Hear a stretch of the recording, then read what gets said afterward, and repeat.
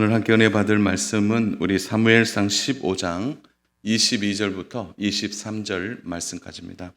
우리 구약 성경 432면에 하나님의 말씀이 기록되어 있습니다. 우리 사무엘상 15장 22절부터 23절 말씀입니다. 우리 두 절 말씀인데요. 우리 함께 말씀을 우리 합독하면 좋겠습니다. 22절과 23절 말씀입니다. 사무엘이 이르되 여호와께서 번제와 다른 제사를 그의 목소리를 청종하는 것을 좋아하신 같이 좋아하시겠나이까. 순종이 제사보다 낫고 듣는 것이 순양의 기름보다 나으니 이를 거역하는 것은 점치는 죄와 같고 완고한 것은 사신 우상에게 전하는 죄와 같음이라. 왕이 여호와의 말씀을 버렸으므로 여호와께서도 왕을 버려 왕이 되지 못하게 하셨나이다 하니. 아멘. 오늘 우리가 함께 읽은 말씀을 가지고 성장 없는 신앙생활은 위험합니다 라는 말씀의 제목으로 하나님 말씀을 함께 나누겠습니다. 오늘 사실은 그 15장 전체 말씀을 좀 핵심적인 구절만 오늘 뽑은 거고요. 아무래도 15장 전체의 내용들을 좀 다루면서 함께 말씀을 살펴보도록 하겠습니다. 아마 여러분 그 윤흥길이라는 작가가 쓴 장편 소설 혹시 완장이라는 소설을 읽어보셨습니까? 사실 저도 읽지는 않았지만 TV 미니 시리즈로 이 드라마를 본 적이 있습니다. 아마 여러분 그 많이 보셨을 겁니다. 8부작으로 제작되어서 사람들에게 참 인기 있게 방영이 되었던 드라마입니다. 여기에 우리가 알듯이 주인공 종술이라는 남자가 나오는데요. 폼 잡을 것 없는 그 사람이 하루아침에 저수지 감시원으로 그 감독이라는 완장을 저렇게 차고 저수지를 관할합니다. 자, 문제는 이 완장을 차자마자 저수지를 관리하는 힘을 얻게 되고 그 안에서 작게나마 권력자가 되는 내용입니다. 문제는 이 완장이 주는 권력의 허상과 강기로 인해서 종술이라는 사람이 점점 변해가는 모습을 드라마에서 아주 잘 다루었던 내용이 담겨져 있습니다. 결국은 점점 변해서 어떻게 됩니까? 그의 실체가 사라져버리게 되는. 그래서 한 사람에게 힘과 권력이 주어질 때 이것이 얼마나 위험한지 그 부분에 대하여 그 힘이 주는 허상이 얼마나 위험한지를 보여주는 완장이라는 소설입니다. 사람들은 다 힘을 갖기를 원합니다. 그래서 힘이 주는 매력에 사로잡히기도 하죠. 왜냐하면 힘이 있으면 모든 것을 할 수 있기 때문입니다. 그래서 사람들은 돈이라는 힘을 믿고 권력이라는 힘을 믿기도 하고 때로는 높은 위치라는 그 힘을 가지고 자신이 하고 싶은 일을 하고자 하는 것이죠. 여러분, 힘이 주는 가장 큰 매력은 사람들 사이에 이미 지어져 있는 경계선을 넘어갈 수 있다는 거죠. 다른 사람은 못해도 힘이 있으면 나는 그걸 할 수 있는 거죠. 그래서 사람들은 힘을 숭배하기도 하고 그 힘을 얻기 위해 일생을 들여서 노력해서 그 자리에 올라가고자 합니다. 왜냐하면 힘이 있으면 자신이 꼭 법이 될 수 있고 자신이 기준이 될 수 있기 때문이죠. 그래서 힘을 가지면 사람들은 깊은 환상에 빠지게 됩니다. 모든 것을 내가 바꿀 수 있다. 이런 생각을 하게 되는 것입니다. 자, 문제는 힘을 한번 맛본 사람들, 그 사람들은 이 힘의 매력 때문에 그 힘을 놓지 않으려고 애쓰게 되는 거죠. 높은 자리에 올라가는 이유도 여기에 있고 높은 자리를 유지하기 위해서 끊임없는 권모 술수가 일어나는 일도 이 일 때문입니다. 그 힘을 내려놓고 싶지 않는 것이죠. 사람들의 마음에 그런 게 있어요. 힘이 있으면 마음대로 사람들을 조종할 수 있는 거예요. 참 이게 힘이라는 것이 이런 것입니다. 자, 그러나 문제는 힘을 내가 가지고 있다 할지라도 우리가 쉽게 잊어버리는 일이 있는데 내가 가진 힘보다 더 큰 힘을 가진 사람이 언제든지 등장할 수 있다는 사실을 우리는 잊어버리고 삽니다. 그래서 때로는 내 힘이 최고다고 말하는데 그 힘 위에 또 다른 힘을 만나게 되면 어떻게 되는 거죠? 순식간에 그 자리에서 내려오게 되는 것입니다. 여러분, 스포츠 경기는 말할 것도 없겠죠. 그리고 우리가 살아가는 삶의 자리에 권력이라는 힘도 마찬가지예요. 더 큰 힘 센 사람이 올라오면 내려가야 되는 거죠. 여러분, 그래서 언제나 힘이라는 것이 왜 위험하냐? 금방이라도 무너질 수 있기 때문에. 그래서 높은 자리에 올라가면 올라갈수록 낭떠러지의 깊이는 더 깊어지게 되는 것이 힘이 주는 위험함이라는 거죠. 그리고 무엇보다 힘을 가지면 자꾸 집착하게 돼요. 그 집착하는 힘이 결국은 죄를 만들어내기도 하는 것입니다. 자, 하나님은 이스라엘의 초대 왕, 여러분 초대 왕이 얼마나 위험이 있습니까? 왕이 없는 시대에 이제 왕이 세워지는 초대 왕으로 사울을 세우십니다. 여러분, 사울을 하나님이 세운 이유는 무엇입니까? 그는 이스라엘 12지파에서 가장 겸손한 자였기 때문입니다. 여러분, 하나님이 사울을 세우실 때 사울은 사람들 사이에 자기가 세움을 받아도 스스로 작게 여길 만큼 그는 원래 겸손한 자였습니다. 그러한 겸손한 사울을 하나님이 왕으로 세우셔서 하나님이 다스리는 이상적인 이스라엘을 만들기를 원하셨다는 거죠. 여러분, 오늘 17절 한번 보면 그 세운 이유가 나오는데요. 우리 17절 보겠습니다. 사무엘 이르되 왕이 스스로 작게 여길 그때에 이스라엘 지파의 머리가 되지 아니하셨나이까. 여호와께서 왕에게 기름을 부어 이스라엘 왕을 삼으시고. 스스로 작게 여길 만큼 그는 겸손한 사람이었어요. 그런데 그에게 힘이 주어지는 거예요. 그에게 남들이 올라갈 수 없는 높은 권력의 자리에 올라가게 되면서 사울이 변질되기 시작하는 거예요. 사울이 바뀌는 것이죠. 자, 사울이 어떻게 바뀌었습니까? 사울이 시간이 지나면서 그가 어떻게 변해 있는지는 19절에서 나오고 있습니다. 어찌하여 왕이 여호와의 목소리를 청종하지 아니하고 탈취하기만 급하여 여호와께서 악하게 여기시는 일을 행하였나이까. 사무엘은 사울 왕에게 얘기하는 거예요. 너 변했다는 거죠. 힘과 권력이 그를 변질되게 만들었다는 거죠. 여러분, 변하는 것을 볼 수 있는 기준이 뭐예요? 하나님의 말씀을 더 이상 듣지 않는 거죠. 여러분, 힘을 가진 사람들의 가장 큰 약점이 뭡니까? 안 들으려고 해요. 참모들이 있지만 잘 듣지를 않는 거죠. 여러분, 권력은 사람의 귀를 닫게 만듭니다.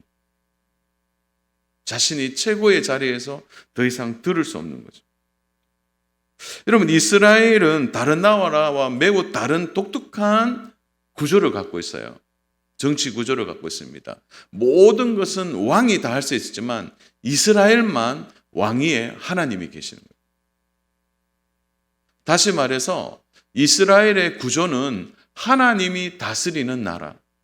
그래서 왕은 하나님의 말씀을 잘 듣고 하나님의 말씀대로 순종하면 나라의 운명이 달라지는 거예요. 다른 나라는 달라요. 이웃 나라, 근동사회의 다른 나라들은 왕이 잘하면 번성하지만 왕이 못하면 무너지는 구조지만 이스라엘은 다른 구조랍니다. 그래서 하나님이 세운 왕이 해야 될 일은 바로 하나님의 말씀을 잘 듣는 것에서 바로 이러한 정치 구조의 가장 유익이 나타나게 되는 거죠. 그럼 말씀만 잘 들으면 나라를 잘 다스릴 수 있게 되는 것입니다. 이것은 사울 왕에게 너무 좋은 구조이죠. 여러분, 힘들고 어려울 때 여러분 생각해보세요. 판단하지 않고 듣기만 잘한다면 여러분 그 자리가 얼마나 복된 자리입니까? 이스라엘은 하나님의 말씀을 들으면서 나아가면 되게 되어 있어요. 그러나 사울 왕이 듣지를 않는 거죠. 그의 힘과 권력이 귀를 닫아버린 거죠. 그러니까 욕심대로, 자기의 생각대로, 자기의 판단대로 살아가는 거죠. 그러니까 하나님의 말씀 자체를 거부하는 것이죠. 여러분, 오늘 우리가 살아가면서 이런 맹점을 가질 때가 있어요. 힘을 가지는 것 좋죠. 또 높은 자리에 올라가는 것 좋습니다. 자, 중요한 것은 올라가면 올라갈수록 우리가 이런 위험에 빠질 수 있는 거예요. 하나님의 말씀을 더 들으려고 하지 않는 것이죠.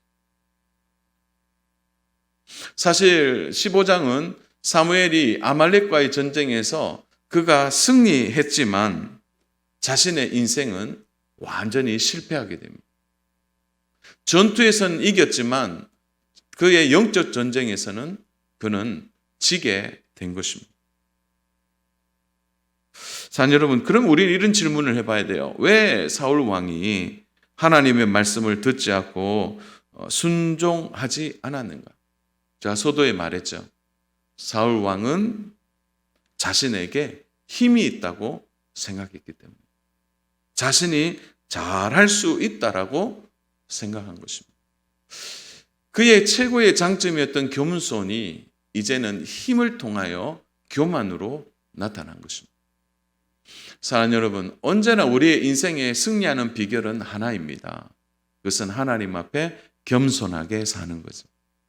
겸손하지 않으면 어떤 사람도 그가 탁월한 사람이라 할지라도 넘어질 수 있다는 것을 기억해야 합니다. 하나님이 우리에게 직분을 주실 때 여러분 생각해 보세요. 여러분이 그 직분을 받을 만큼, 그 사명을 받을 만큼 우리의 인격과 믿음이 완성되었기 때문에 하나님이 주신 것입니까? 그렇지 않아요.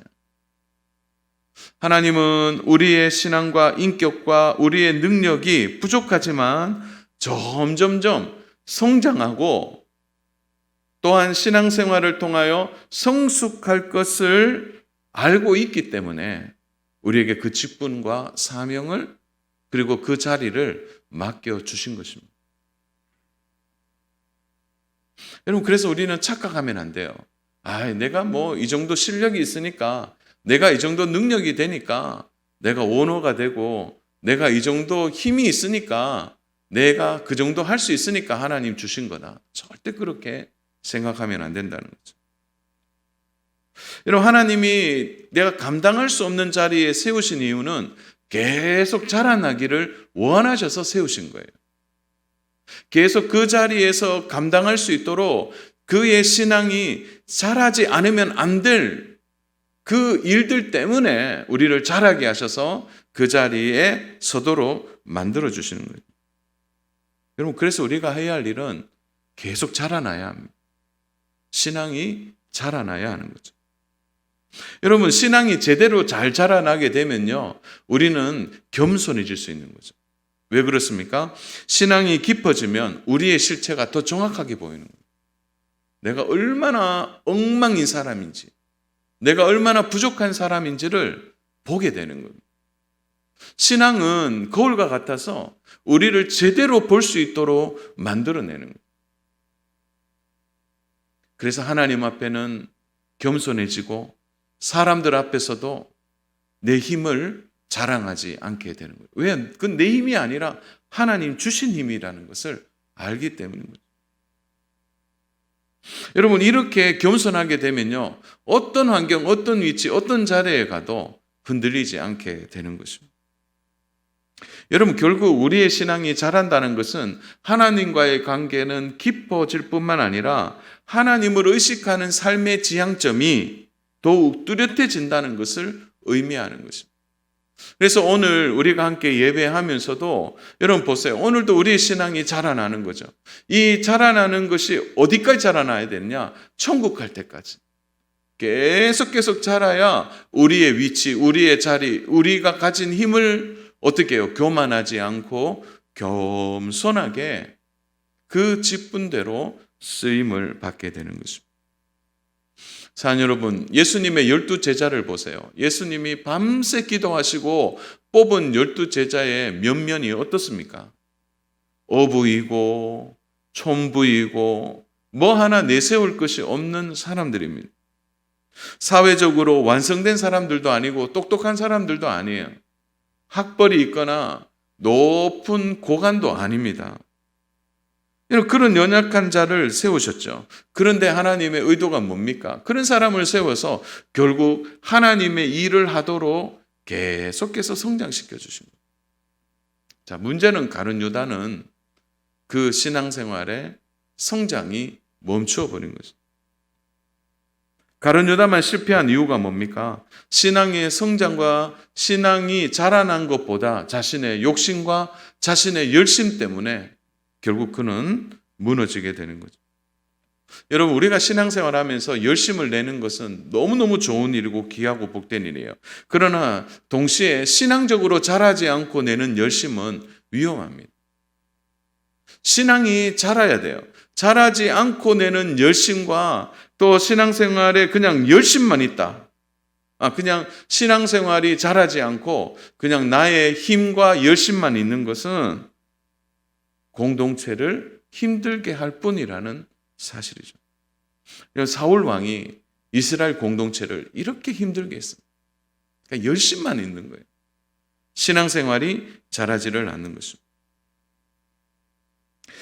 그래서 우리는 언제나 생각해야 됩니다. 내가 지금 혹시 신앙이 멈추고 있지 않는지, 내가 하나님의 말씀을 조금 잘 듣고 있는지, 내가 혹시 교만하고 있지는 않는지를 살펴내야 하는 거죠. 여러분, 우리가 언제든지 생각해야 될 것은 이 질문 앞에서 믿음으로 살아간 선진들의 삶의 모형을 우리는 봐야 합니다. 여러분, 예를 들어 아브라함은 어떻습니까? 그가 부르심을 받았을 때 그의 믿음이 성숙해 있었습니까? 그가 하란을 떠날 때 그의 믿음이 창대했습니까? 아니에요. 그는 25년 동안 하나님 앞에 고난, 시련, 연단, 훈련을 그가 25년 동안 꾸준히 받았어요. 그 신앙 성장의 훈련을 통한 이후에 그가 바로 하나님의 약속이 이루어지는 것을 경험했다는 거죠. 연단의 과정이 있었다는 거죠. 모세는 어떻습니까? 여러분, 그는 40년 동안 미디안 광야에서 생활하게 됐습니다. 40년의 연단의 과정이 있는 거죠. 여러분, 다윗은 어떻습니까? 10년 동안의 도피 생활이에요. 하루아침에 도망자가 돼버려요. 영웅에서 도망자가 돼버려요. 우리의 믿음의 선진들은 다 이런 과정을 경험했다는 거예요. 이들이 공통적으로 느끼고 경험하는 것은 신앙은 저절로 이루어지는 게 아니라고요. 시간만 가면 되는 것이 아니에요. 반드시 시련, 거친 고난의 과정을 통해서 하나님이 그를 세워 내신다는 거예요. 그런 맥락에서 사랑하는 여러분, 우리가 기억해야 될 것은 나에게 오는 시련과 고난을 우리는 어떻게 해석하고 있습니까? 원치 않는 일을 여러분들이 당할 때마다 여러분의 머릿속에 먼저 떠오르는 것이 무엇입니까? 왜 하필 나에게만 이런 시련이 있나? 왜 하필 나에게만 이런 고난이야? 다른 사람들은 다 멀쩡한데 왜 나에게만 이런 일들이 계속 일어나느냐? 혹시 여러분의 해석이 신앙을 벗어나서 세상적인 관점으로 해석하고 있지는 않습니다. 여러분의 눈을 신앙 안에 두어야 합니다. 말씀 안에 두어야 합니다. 이 시련의 과정을 통하여 결국 내가 성장하고 성숙할 것에 대한 믿음의 해석이 필요한 것입니다. 왜 그렇습니까? 이 과정이 있어야 우리의 힘을 뺄 수 있어요. 내가 어떤 자리에 올라가더라도 교만하지 않고 겸손하게 그 일을 감당할 수 있게 되는 것입니다.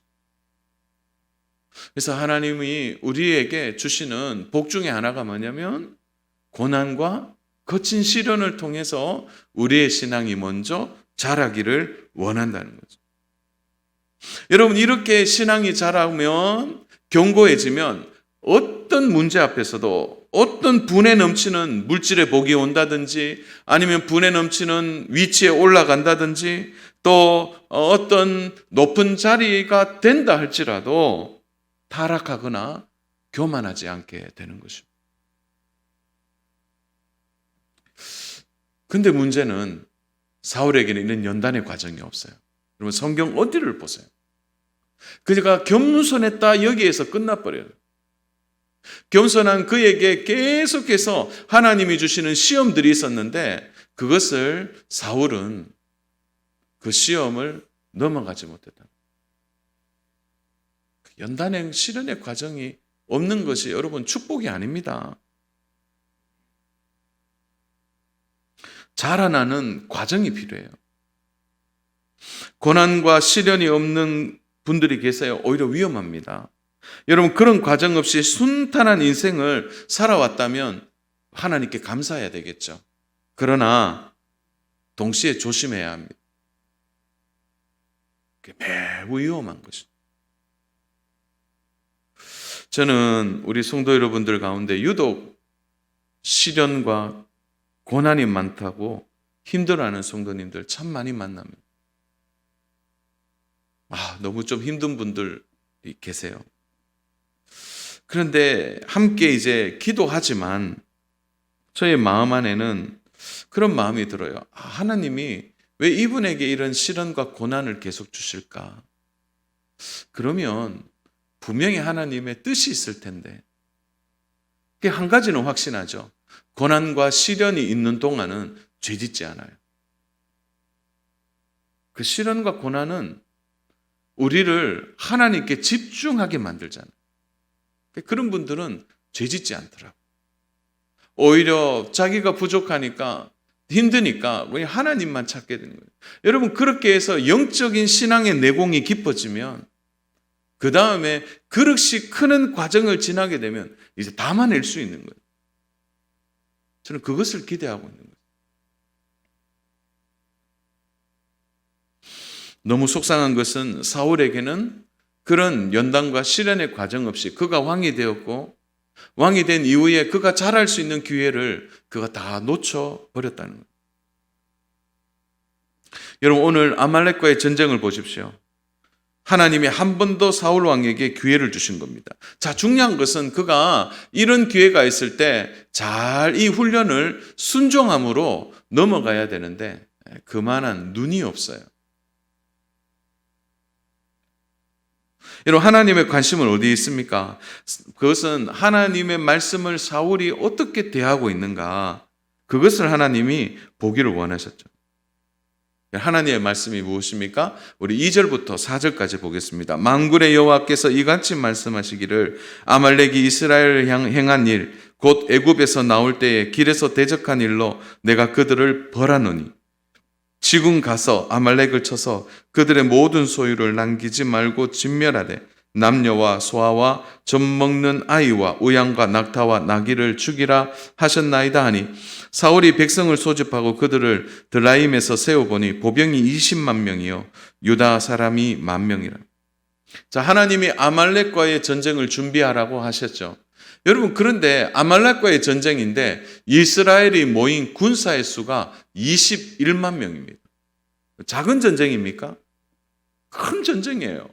여러분 이 고대 사회에 21만 명이 동원된 전쟁을 여러분 한번 생각해 보세요. 작은 전쟁이 아닙니다. 이 큰 전쟁에 하나님이 바로 말씀하시죠. 이 사울에게 너는 지금 내게 순종할 준비가 되어 있느냐는. 여러분 전쟁의 승패는 이미 끝이 났어요. 이미 이스라엘을 하나님이 이기게 하신다는 것을 사울 왕은 이미 알고 있습니다.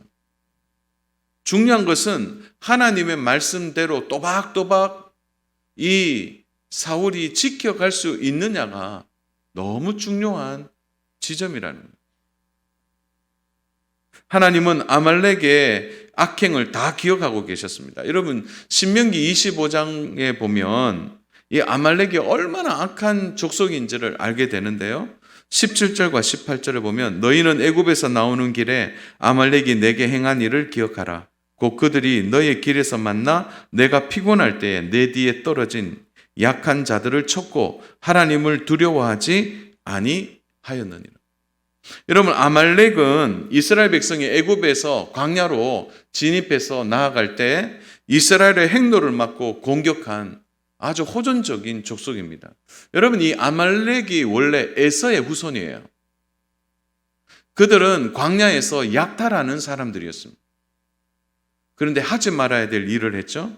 그것이 바로 긴 여행에서 탈진한 이스라엘의 후미, 제일 뒤에서 따라오는 병약한 분들, 약한 소아들, 어린아이들, 그리고 쳐져서 오는 이들을 어떻게 했느냐? 뒤에서 따라가면서 다 죽인 것입니다. 의도적으로 노리고 공격하여 죽인 것입니다. 이렇게 한 이유는 그들이 하나님을 두려워하지 않았다고 성경은 증언하고 있습니다. 그러니까 악한 족속이죠. 여러분, 하나님은 때로는 악하고 나쁜 일을 하는 악한 사람들을 하나님은 가만히 두고 계실 때가 있어요. 사실은 이 광야의 세월이 한참 지났잖아요. 그런데 하나님이 왜 이제 아말렉을 심판하는 것입니까? 그러니까 하나님이 당장 심판하지 않는 데는 하나님의 기다림이 있는 거죠. 여러분, 악한 자들을 바라볼 때마다 왜 저 사람들 저러냐? 하나님이 당장이라도 좀 심판하시면 좋겠는데 그런 생각 들죠.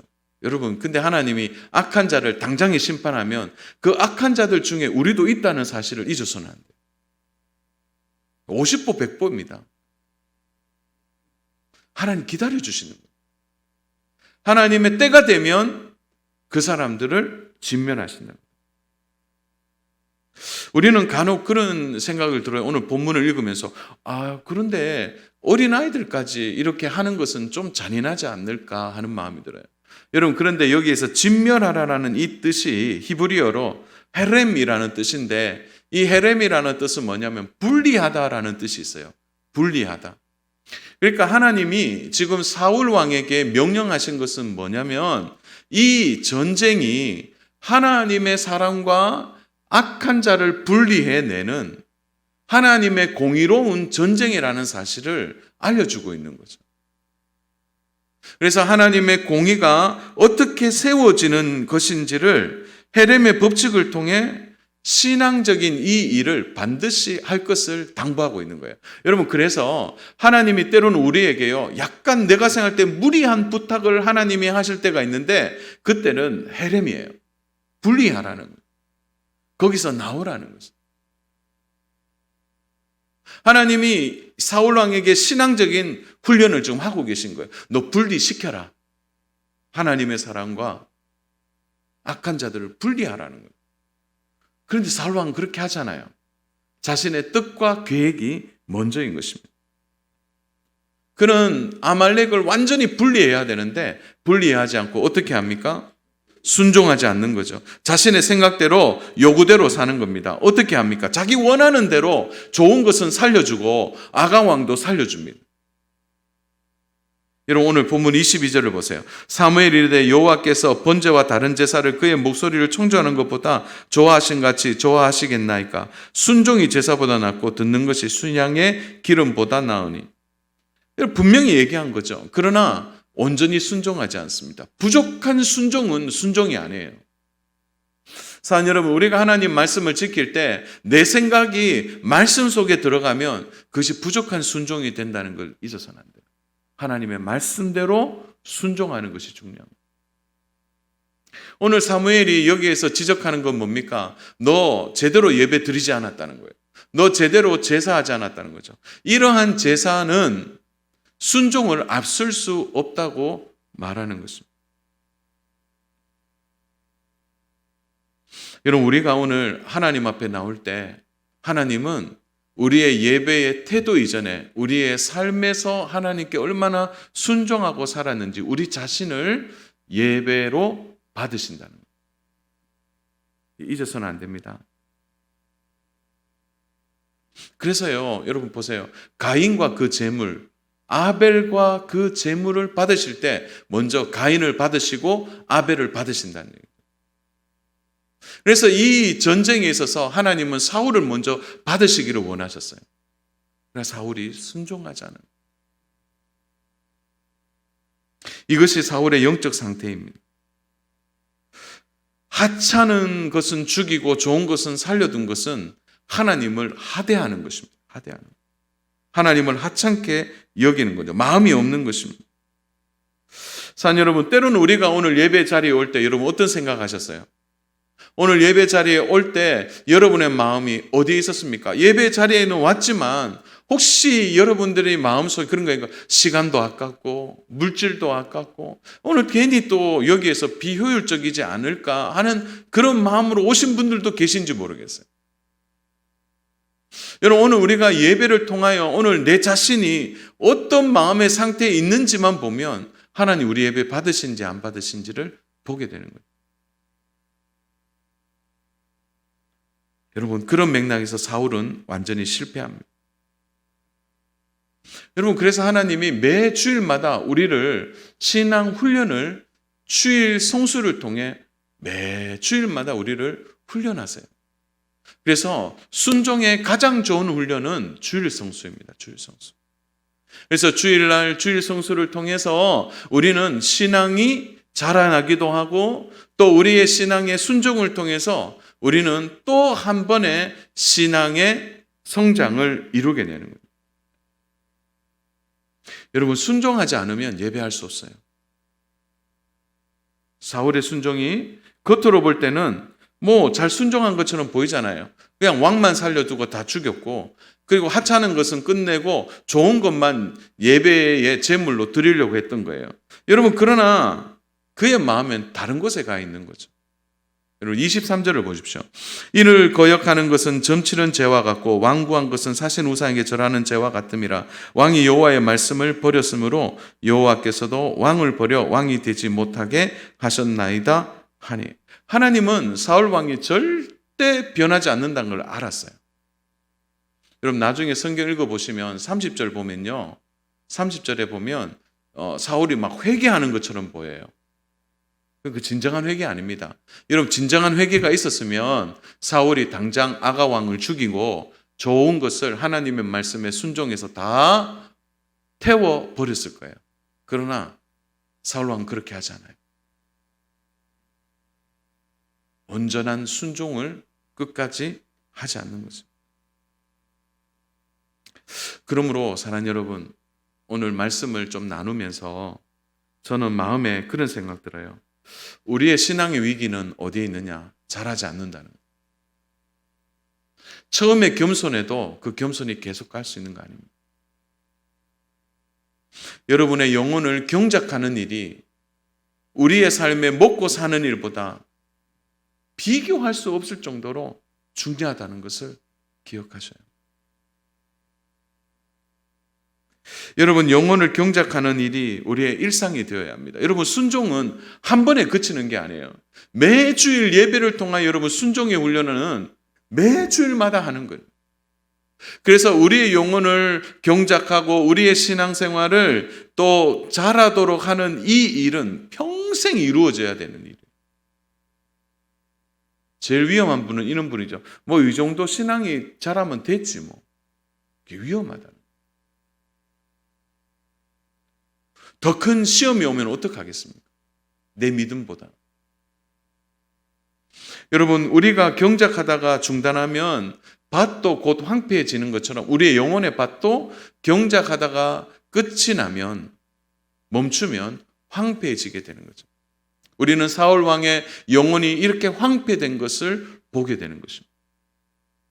그러므로 사랑하는 여러분, 영혼을 건강하게 돌보는 일을 소홀히 해서는 안 됩니다. 여러분들이 개인적인 신앙생활에 있어서 말씀과 기도의 삶이 꾸준히 이루어져야 되는 거예요. 여러분, 주일 예배에만 너무 마음을 두지 마세요. 여러분의 평일의 삶에 순종하는 삶이 있어야 되는 것입니다. 그거 없이 여러분 주일날 와서 은혜는 받죠. 은혜는 누리죠. 그러나 여러분의 삶에 힘이 없는 이유는 여러분의 평소에 월화수목금토일까지의 여러분의 삶에 경작하는 일이 없다면 그건 무너지는 것입니다. 여러분, 우리의 신앙이 깊어지지 않으면 곧 우리의 신앙은 굳어지게 됩니다. 더 이상 하나님의 말씀을 듣지도 못하고 또한 들은 것을 순종할 수도 없게 되는 것입니다. 그러므로 영혼이 언제나 풍성할 수 있도록 해야 합니다. 여러분은 영혼이 굶어 죽는 빈사의 상태가 되지 않도록 여러분들이 매일매일 하나님을 만나는 경험을 해야 하는 것입니다.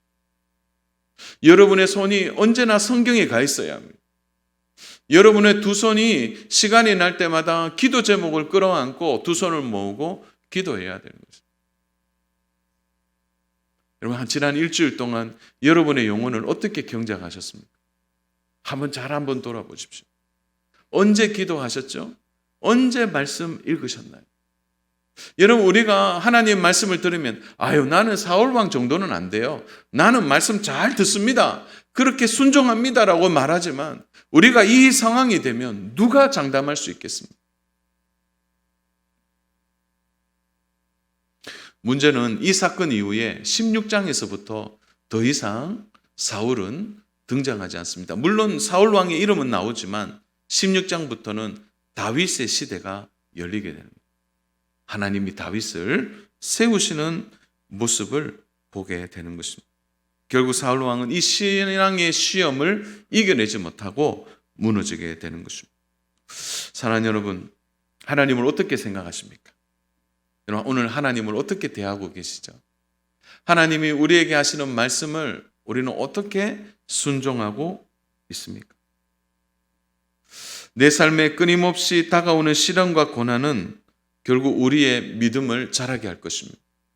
이런 신앙의 성장과 성숙을 위해 우리에게 찾아오는 고난과 시험을 너무 두려워하지 마십시오. 때로는 이러한 훈련을 통하여 우리의 믿음이 자라고 우리가 겸손히 하나님을 바라보게 될 것입니다. 오히려 성장 없는 신앙생활은 위험하고 시련과 고난 없이 모든 일이 순탄하십니까? 그것이 더 큰 위험군이 될 수 있다는 것을 기억하시기를 바랍니다. 때로는 나에게 주어진 직분과 사명과 힘이 내가 가진 것보다 더 많은 것이 주어졌다면 하나님 우리에게 요구하고 계신 거예요. 지금 신앙이 자라나야 됩니다. 그 힘이 우리를 무너뜨릴 수 있다는 것을 기억하고 언제나 하나님 안에 다스림을 받도록 자신을 내려놓고 언제나 순종의 삶을 통해 하나님 앞에 신앙생활이 자람을 통하여 하나님 주시는 위치에서 하나님을 잘 섬겨내는 믿음의 사람이 되도록 우리 귀한 성도 여러분 한 분 한 분이 하나님을 의지하고 순종하는 믿음으로 주어진 삶의 자리에서 승리하는 우리 믿음의 성도님들 다 되시기를 주님의 이름으로 축복합니다.